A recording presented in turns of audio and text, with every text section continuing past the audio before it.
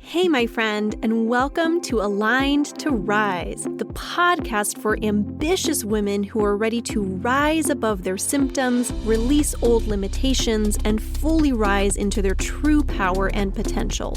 I'm your host, Alyssa Chavez, functional nutritionist, performance coach, and former endo and infertility warrior who knows what it's like to feel held back by your body and your beliefs. I've taken a journey of true healing from the inside out so that I can show up feeling great in my body, confident and unstoppable. And now I'm here to help you do the same. Through a blend of functional nutrition and deep mindset work, this show will empower you to reclaim your vitality, trust your intuition, and live unapologetically in your purpose. If you're ready to align your body, mind, and spirit so you can rise to your highest potential, you're in the right place. Let's rise, my friend. This show was created for educational purposes only and should not be used as a replacement for medical advice or treatment. Hey, my friend, and welcome back to the podcast. Super excited you're here with me today. This is going to be a fantastic episode because really what we're going to talk about is covering the reasons that people can be unsuccessful with a holistic approach to endo, because it's something that I hear all the time. Women will try something holistic. Maybe they'll try some dietary changes or a supplement or try some practices to help with stress reduction. But why is it that some women get transformational results while others feel like it's not working? Today, I'm going to break down the 5 things that will truly determine your success. Coming from somebody who has had huge transformation in her own health, I've gone from truly completely debilitating, painful periods and infertility to becoming pain-free and being able to conceive my baby girl naturally after a 9-year-long fertility journey. And I work with many clients every single day who have had transformations just like mine. So I want to walk you through the 5 things that I have found to help people most in being successful on that journey. Okay, so let's dig in. There's 5 major pillars that we're going to cover today. So pillar number 1 is your mindset. And I know this is probably one of those things that if you're not super familiar with all the mindset stuff, you may just be rolling your eyes right now. Trust me, I get it. But truly, it's one of the most effective tools that you have in your tool belt. And you know what? It's free, right? And here's why. Have you ever heard that phrase, whether you think you can or you think you can't, you're right. So what I used to repeat to myself over and over and over again, and I definitely encourage others to do as well, is repeating to yourself that this will work.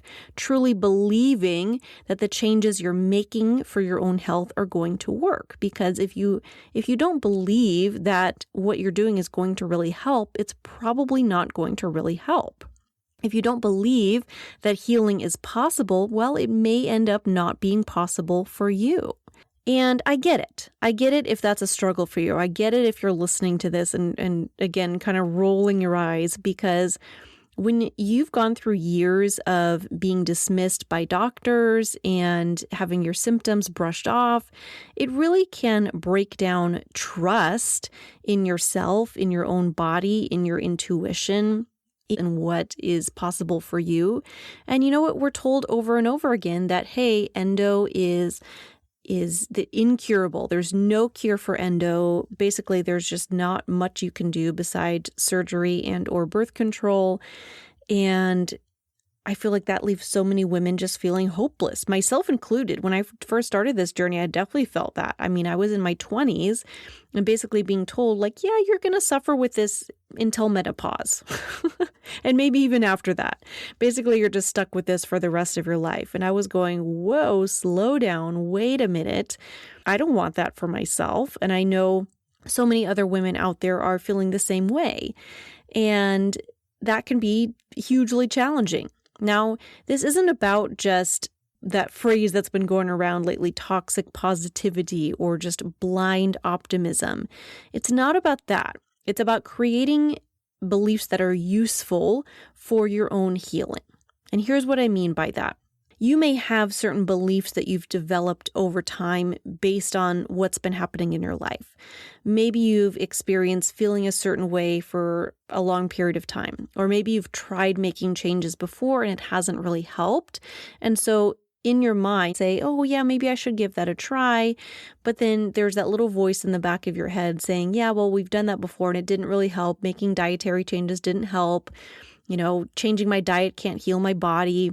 I totally understand. Now, this isn't me saying that changing your diet will completely change everything in your life. I have talked about this many times on the podcast before, that I really believe in a holistic approach to endo. And that doesn't just mean natural stuff. That means taking a whole body approach, looking at all the things, your diet, your lifestyle, your mindset, your emotions, taking into consideration just all of the pieces that can impact how you feel. But the more that you can create that useful belief that healing is possible for my body, this will work, this can work, this has worked for others and it can be effective for me as well. The more that you can work on creating beliefs like that actually can be conducive to your own healing and reinforcing those beliefs by looking for evidence that is true can be incredibly powerful. Because at the end of the day, two major things come to mind for me. One is that I'm a big believer that every cell in your body does listen to your thoughts all day, every day. And so we have to pay attention to what those thoughts are, right? And the other thing is that we have to start to find a way to create thoughts that are going to be conducive. As your body listens to those thoughts, as the cells of your body listen to the things that you're repeating in your mind day after day after day, it can be conducive to getting to a place of healing. And that's so incredibly important. They may include tools like journaling can be super helpful. What I would recommend there is write down the belief that you really want to have. Even if you don't fully believe it yet, that's okay. Like the belief that healing is possible for me, or what I'm doing can work, this will work for me. Write down that belief at the top of a piece of paper and then start to write down everything you have to back up that belief. Look for evidence in your life that that's true. Look for examples in other people. Look for tiny bits of evidence in your own life, because it becomes a habit to look for evidence of your beliefs. And that can go both ways, right? If you believe that healing is not possible or none of this will work, your mind will automatically start to look for evidence to back that up. But if you start to flip that and start to look for evidence that healing is possible and this will work and this can work, well, then guess what? Your mind will start to look for evidence of that. And that, my friend, is super, super powerful. So that's why that is the first pillar for me. The most important one is that belief that this will work. And just know that it may not be an overnight shift. It may take some time to really shift that belief. If that's been a struggle for you, that's okay. That's honestly a big part of the work that I do as a coach. Yes, I'm a functional nutritionist. So I help people in figuring out, the practical physical pieces as far as what to support your body with, as far as food and supplements, and using the functional tests to get to the root cause of what's really going on in your body. But the other half of the work that I do is the actual coaching along the way to help you to shift into a place where you're actually able to heal. And that's, again, to me, what I consider to be a holistic approach. Okay, let's dig into pillar number 2, which is a dedication to the long game. And this is an important one, my friend, because this is a mistake that I see all the time. Women will come to me saying, yeah, I've tried making dietary changes. Like I had someone recently who came to me and said, yeah, I made some dietary changes a couple of years back. I went gluten and dairy free for 30 days and it didn't really see a huge difference. So I kind of just stopped doing it altogether and just ate whatever I want because I decided it didn't really matter. Here's the thing. Making dietary changes, making lifestyle changes, all those shifts that we make, it's not going to make a difference overnight, right? You can start to see changes quickly, right? Many of my clients that I work with will start to see positive results within, say, a few weeks of starting to make some shifts and changes. Assuming those shifts and changes are targeted to you and your healing, not just random changes. But true healing takes a minute, right? You didn't get to where you are overnight, right? Most of us just didn't wake up one day, symptoms came on at the severity level that they are right now. For most of us, this happened over a process of months, if not years. Have conversations with women every single day. My clients, as well as I offer a free consultation with women who are interested in working with me. You can always find the link to that in the show notes if you're interested in having one yourself. But through those conversations, I hear that time after time, I have been struggling with this for years. And so you have to understand that it may not be a complete shift to total health in 2 weeks or 30 days, right? True healing can take some time, and that's okay, right? But what we want to do is track the small changes over time, get out of the it's not working danger zone. The reason that most people quit too soon, this goes back to the coaching side of what I do, not just the practical side of what I do, is we look at where did you start? When we started working together, say 4 months ago, where were you then? What was happening then? What was the severity of your symptoms? So that then we can come back and look at what's going on with that now and see what changes have made. Because sometimes it's hard when you're living in your own body every day and maybe you're still going through some struggles. It can be challenging to kind of see how far you've come. But it's super important to do that, to be able to look at how far you've come, not just how far you are from where you want to be.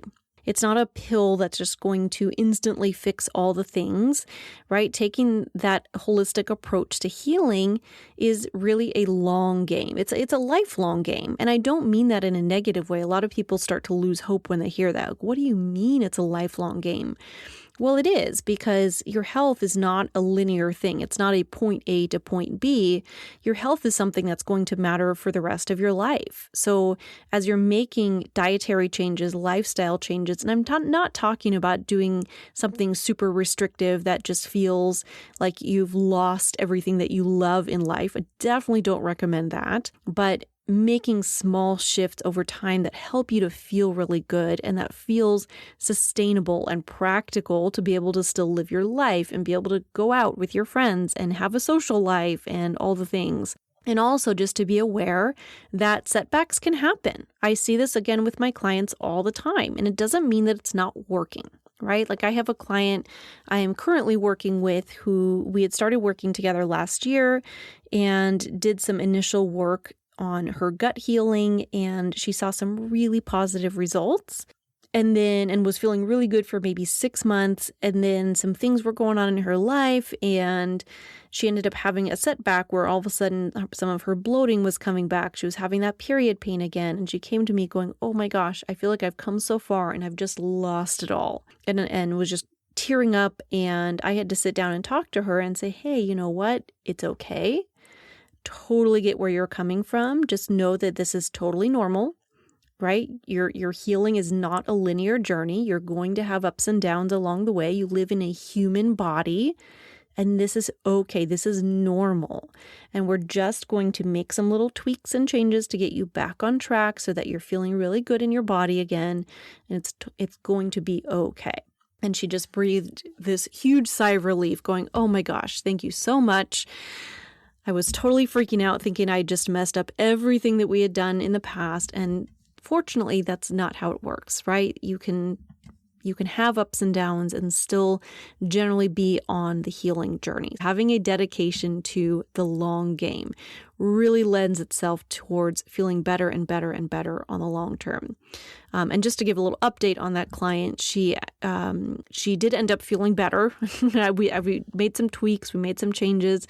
She got back to a place of feeling actually even better than she had before. And she's now able to make some plans for some social events and some traveling and things that she had been really afraid to do in the past. She's now has the confidence to be able to do that because she knows that even if setbacks happen or little flare-ups happen along the way, she knows better how to handle that. She knows how to listen to her body and her intuition and how to guide herself back to health before things get really, really bad again. And I think that is so fantastic. Okay, pillar number 3, getting an excellent support system, right? Because going it alone just makes everything harder. And trust me, I know because I used to do this myself. I'm very much a strong, independent woman type. And definitely thought that I could just do all the things myself. I didn't need help.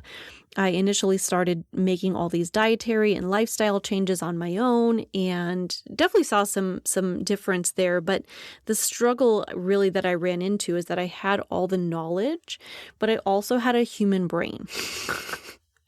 And so trying to get myself to, sustain the changes that I was making and keep that mindset going the direction that I wanted it to go was a challenge. Now, I am thankful that I have a wonderful, supportive husband that has made a huge difference in my life. Highly encourage. I know that may be easier said than done, but definitely if you can find a person in your life who is your cheerleader and will support you and help you out with all the things, super helpful. It gives you the power to be able to kind of pass off some of that mental load. Now, having a supportive person in your life is helpful, like a loved one, a friend, spouse, somebody who you can really lean on. But the other side of it is having somebody who's not related to you in any way, not as close to you, but does really understand what you're going through can be super powerful as well. So looking for a coach, a practitioner, a community of people who really, really understand.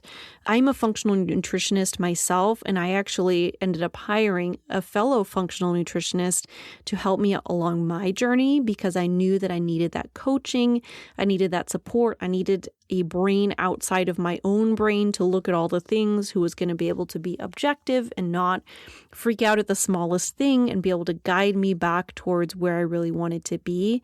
And honestly, I'm so thankful that I did that. It made a huge difference in my life, even though this is the work that I do professionally. And if you can work with somebody, but what I really want for you is to find a practitioner, a coach who is knowledgeable, who has experience with working specifically with your unique situation, your unique needs, working with endo, working with gut health, working with hormone health, all the things. And somebody who can really understand what you're going through, because it can feel so incredibly isolating, and there's mental and emotional challenges that can come along with that. And just having somebody in your corner is more powerful than I can really convey to you. So that's pillar number 3. Pillar number 4 is taking a true holistic approach. A true holistic approach, not just diet. Diet alone just may not get you to where you want to be. It's one of the most common mistakes that I see. People here take a holistic approach and they think it just means making a bunch of dietary changes that are going to feel super restrictive, and you're not going to be able to have fun and enjoy your life, and while working on making sustainable changes to your diet can be super powerful.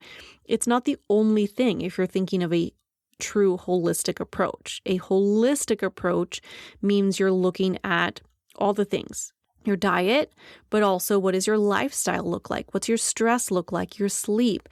How's your nervous system doing? What are you doing as far as movement? What's the environment around you like, physically and, mentally, emotionally? What are your relationships like with the people around you in your life? And each one of those pieces absolutely affects inflammation and hormonal balance and your immune system and all of the things. So it really is a matter of looking at all of it. It doesn't have to be all at once. That's where a lot of people get overwhelmed. Look at where are the biggest gaps. What are the things you might be missing most? Maybe it is diet. Maybe you're thinking, yeah, I sleep pretty well and I exercise, but I really eat pretty terribly. I'm eating a lot of processed foods or fast food and could use some work there. Great. Start with that. Or maybe the opposite. Maybe you're eating an amazing diet. I have people come to me with this all the time because people think like, well, you're a nutritionist, so I don't really need to work with you if I'm already eating a really clean diet. But it's so much more than that, right? I call myself a functional nutritionist. That's the heart of what I do. I really help people take a look at all of this and how all of this can be impacting the way that you feel and can help you to get to a place of feeling better. And then finally, pillar number 5 is having gratitude for your body and its healing. And again, I know you may be kind of rolling your eyes at this going, ugh, is having gratitude really going to help? Or how can I possibly have gratitude for this body when it feels so terrible and in pain and all of the things? But this is an important one. I used to have the daily thought of, I'm broken. My body is broken. My body is fighting me. And gosh, I'm almost wanting to tear up as I talk about this because having those thoughts day after day after day was exhausting and kind of kept me stuck in a place of not really doing much about it because I just felt like I was broken and there was nothing that I could do. And I started to shift that to instead having that gratitude for what my body is doing for me, knowing that my body is doing its best with what it has available. And when I did have symptoms coming up, it was really my body just telling me what's going on. It's my body's way of communicating, right? I am currently the mother of a newborn baby. She is just about to turn 8 weeks as I am recording this episode. And currently, her only form of communication is crying, and sometimes quite loudly. And it's my job as her mama to figure out what the matter is. Does she need a new diaper? Does she need to eat? Is she just really tired? What is going on with this baby and how can I help her? When your body has symptoms, whether it's pain, it's fatigue, you're having gut symptoms, whatever the things are, it's exactly the same thing. Your body's communicating with you. It's telling you that there's something going on. And our job as basically the mama to your body is to figure out what your body is telling you and how to best support it. And that's really the heart of the work that I do with my clients and what I do with my own body every single day. I really do my best to tune in, see what's going on, how I can support myself, and it makes a huge difference. And my friend, the mind-body connection is real. It has a true physiological impact on your healing. And it's something that's actually being studied more and more. It used to be kind of this woo-woo thing, the mind-body connection, woo. But it truly is something that matters. And it goes back to that holistic approach, right? Your mind and your body are intimately connected. Your thoughts, your emotions, and your physical body are connected. Bring to mind something for a moment that gives you a lot of anxiety, right? And how does your stomach feel? How does your head feel? What happens with your breathing? What is happening with the muscles in your body? How does your physical body react to that thought? I know this has happened to me before. If I have something coming up in my life that I'm feeling anxious about, my stomach hurts a little bit. My digestion is a little off. My muscles tend to tense. All of a sudden, my shoulders feel really tight, or my hips. And it's that actual physiological impact that my thoughts and emotions are having on my body. It's a real thing. All right, my friend, quick recap on those 5 pillars we talked about today that will help to determine your success with taking a holistic approach to endo. Number 1 was your mindset, the thought pattern that this will work and healing is possible. Number 2 is dedication to the long game, knowing that this is a long-term process, not overnight, not a quick Band-Aid fix. Pillar number 3, getting an excellent coach or support system. Pillar number 4, taking a true holistic approach, not just diet. And pillar number 5, having gratitude for your body and its healing. So take a moment, my friend, to pause and think about which of these 5 is your weakest area right now. There may be some of these that you're listening to going, yep, check that box. I've got that down. I'm good to go. And you may also be listening to this and thinking, wow, that is an area that I really need to work on most. And really take that into consideration when you consider your next steps on your healing journey. Right? Now, if you find yourself struggling with one of these areas, these are the places that I help clients with every single day. And if you'd like to just chat about that and where you might be struggling and where you could use support, I'd be more than happy to chat. Feel free to hop into the show notes where you can find a link to book a free 30-minute consultation with me. And I just wanted to remind you, my friend, that healing is possible and your body, in fact, already has the perfect blueprint for healing already inside of it. It's just a matter of bringing all the things into alignment to allow that to happen. It's been possible for me. It's been possible for so many clients that I've worked with and women around the world. There are so many positive stories, and I just know that it's possible for you as well. So if that's something that you want for yourself, definitely stick with me on the podcast here. I'd love to continue this journey with you. Be sure to subscribe so you don't miss a single episode, and take a moment to leave me a review and just let me know where you are on your journey, how this podcast has helped you. I would love to connect and hear what's been going on with you. All right, my friend, thank you so much for being here today. Much love to you. Thank you so much for tuning in to Aligned to Rise. If this episode spoke to you, take a moment to share it with a friend who needs this message too. And then don't forget to hit subscribe so you never miss an episode. I'll see you next time, my friend. Let's rise together.